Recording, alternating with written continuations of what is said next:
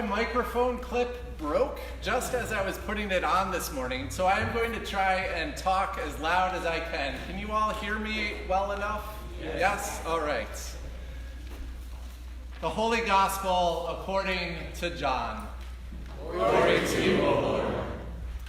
In the beginning was the Word, and the Word was with God, and the Word was God. He was in the beginning with God. All things came into being through him, and without him not one thing came into being. What has come into being in him was life, and the life was the light of all people. The light shines in the darkness, and the darkness did not overcome it. He was in the world, and the world came into being through him, yet the world did not know him. He came to what was his own, and his own people did not accept him.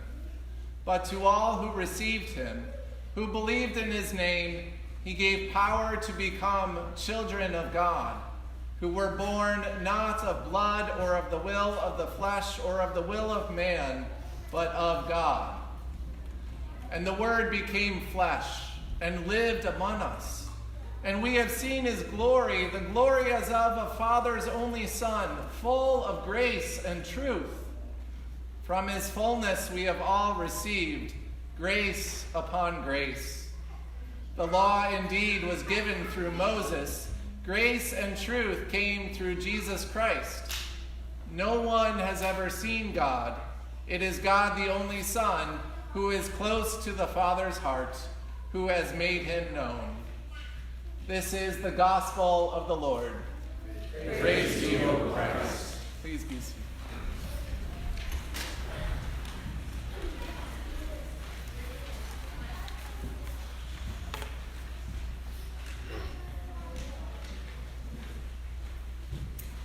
Good morning, church. Good morning. It is so good to be with you again today after being away this summer, and I thank all of you, the entire congregation, for making this time of summer sabbatical possible in offering that greater time for Sabbath rest and prayer. My spirit has felt nourished in ways that it has not in some time, and so my deep thanks to all of you for that. And believe it or not, there is no better scripture passage to sum up this time of summer sabbatical for me than the one that we heard from Jeremiah. It was in the very first week of this sabbatical time. My 4-year-old son Simon was still in his preschool for a few more days, but 7-year-old Miriam was already out, already officially on summer vacation. So in that first week, Miriam and I took a day trip, and we went off to Old Sturbridge Village. And it was our first time there for both of us. If you don't know it, it's an outdoor history museum with reenactments and all kinds of things depicting life in a New England town from the 1830s. So we arrived, we explored a little bit, we saw the schoolhouse, we saw the sawmill, which was really cool, we saw the blacksmith and the farmer's house. But of all of the things there, it was the potter that captured Miriam's imagination the most. So just like the prophet Jeremiah did at God's command, Miriam and we went down to the potter's house. And there she watched, captivated, as this kind older man took a gray, mine is pink, a gray lump of clay, set it on the wheel. He dipped his hands in some water. Your hands have to be wet to shape it and mold it. And he started spinning that wheel and then began to mold the clay into whatever kind of shape or vessel he saw fit. And her eyes were wide as she saw him create this new vessel in front of her. Who knew then that 2 weeks later, she would get to try this out for herself? Not using a potter's wheel, that would have been a little too advanced, but instead at arts camp, making the tried and true pinch pots.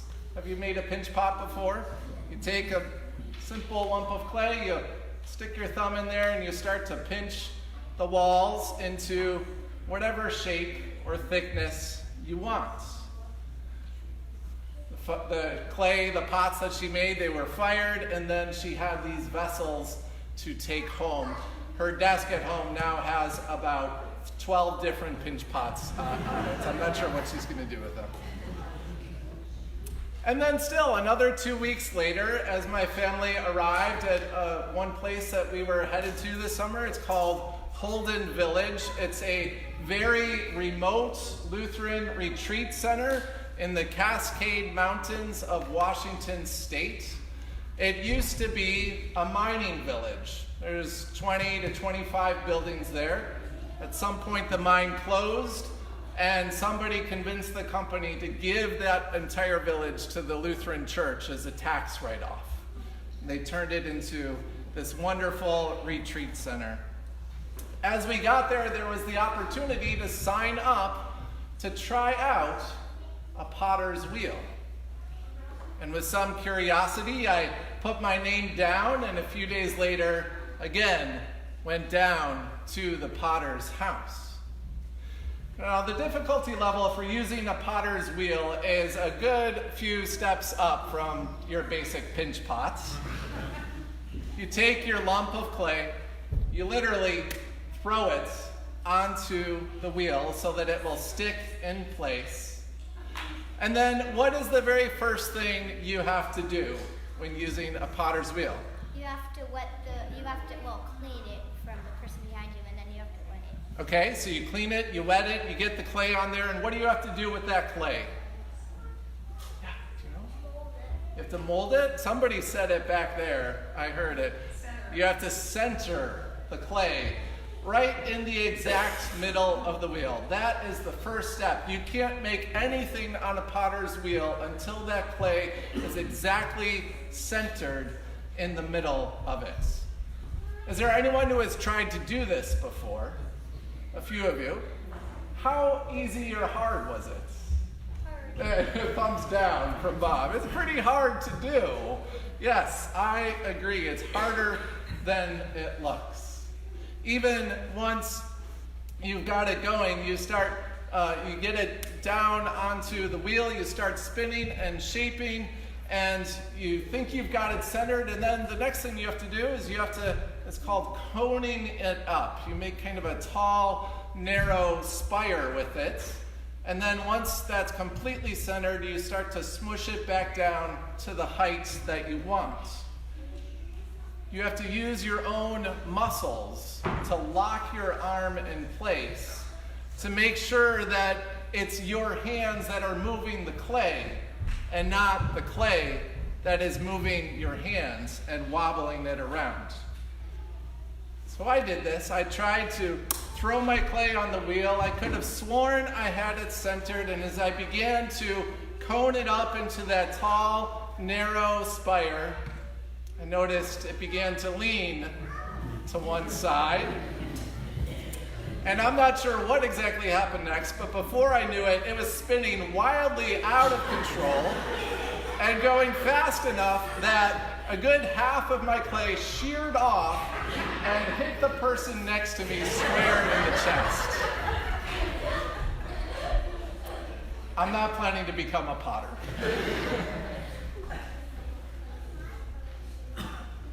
Now, as we enter this fall season, as school has begun, as extracurricular activities pick up, as the calendar gets populated with so many things, as we've dropped children off at college or adjusted to the realities of an empty nest, as we navigate new realities in our lives or changed circumstances, I am struck by how hard each one of us tries and tries to set everything up for success, or at the very least, for survival, for giving those around us, our family and friends, the opportunities that they deserve to find their way in life and to also find our own way. We often seek to be the puppet master, pulling the strings and organizing everything. We strive to be the potter that is shaping the clay. But then at some point we realize that we can't do it all, that maybe we can't quite keep up. And in trying to set reasonable schedules or adjust to the changes in our lives and trying to create a sense of home for ourselves or for our family, we may realize that we are not entirely at home in ourselves, inside of us, spiritually. We realize that we cannot be the potter. And there is grace and good news in that fact. In fact, there's freedom in realizing that we are not the potter. Instead, we are the clay. So once my centering attempt on the potter's wheel failed with such disastrous results, I no longer had enough clay to do much of anything with. I had to scrap that piece, get a new lump of clay, and start anew. When a potter messes up, they pretty much have two main options. They either have to live with the mistake and make do, or get rid of that clay, scrap it, and start over again. But what is fascinating about these words that God gives to Jeremiah today is God opens up a third option, a third way. Instead of just making do with things as they are or starting over entirely, God says, I will take this spoiled vessel, this pot full of cracks and imperfections and mistakes. Or if we think about ourselves as that clay, God says, I will take all of you, all of us at times so often filled with anger or fear or worry, and I will rework it into something new. I will reshape it, I will reform it. What it was before will be left behind and forgotten. What it will become will be even more pleasing to me. When we acknowledge that we are the clay, then we are opened to realizing our utter dependence on God. Like the psalmist said, God is the one who knows when we sit down and when we rise up, the one from whom we can never flee.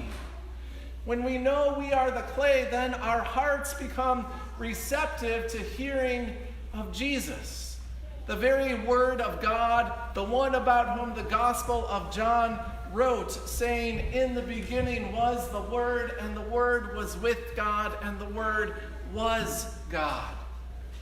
That Word became flesh and lived among us, and we have seen his glory full of grace and truth. Others have translated that verse as the Word became flesh and moved into the neighborhood.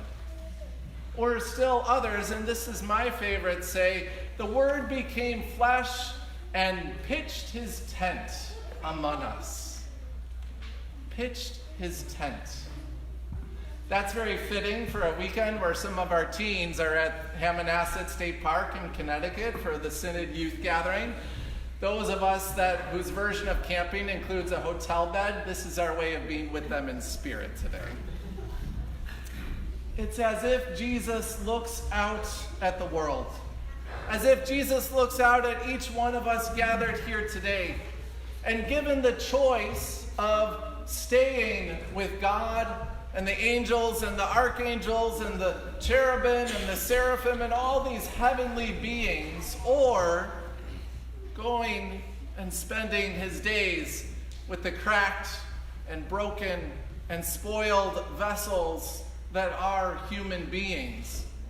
Given that choice, we see Jesus point to us and say, I will go there. I will make my home with them. I will make my home inside of them. I will reshape these vessels so that love and grace and justice and mercy will flow forth out of them into the world. And when people see that in action, then they will see me. What is home to you? Is it a place that we ourselves create? Or is it the place and the ways that we allow ourselves to be shaped into something that will shine the light of Christ in even better ways? We have that opportunity today with the God's Work Our Hands project that a group of people have set up in the fellowship hall after service. It's writing cards of welcome to students in the Westboro Public Schools who are new to the school system, new to this country, many of whom have come from a wide variety of places and difficult circumstances. Maybe it's not that. Maybe it's introducing yourself to someone new, hearing a bit about their story and how God is working in their life. Maybe it's befriending the 4-year-old and blowing bubbles with them outside in the parking lot after lunch. We have that opportunity not just today, but also going forward this season with times here at church for greater growth in faith and discipleship, from worship on Sundays and online book studies. There's in-person Bible studies. There's Wednesday night classes for youth and adults. There's a once-a-month service that we're rolling out soon called Storytelling Church. There's a retreat weekend at Calumet in a few weeks. There are so many opportunities and ways for us to respond to God's love and to be centered on the potter's wheel. In the grand scheme of things, we do not create home. It is God who chooses to be at home in us.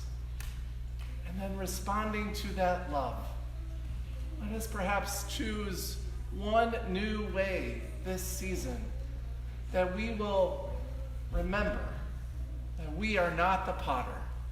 Instead, we are the clay. Amen.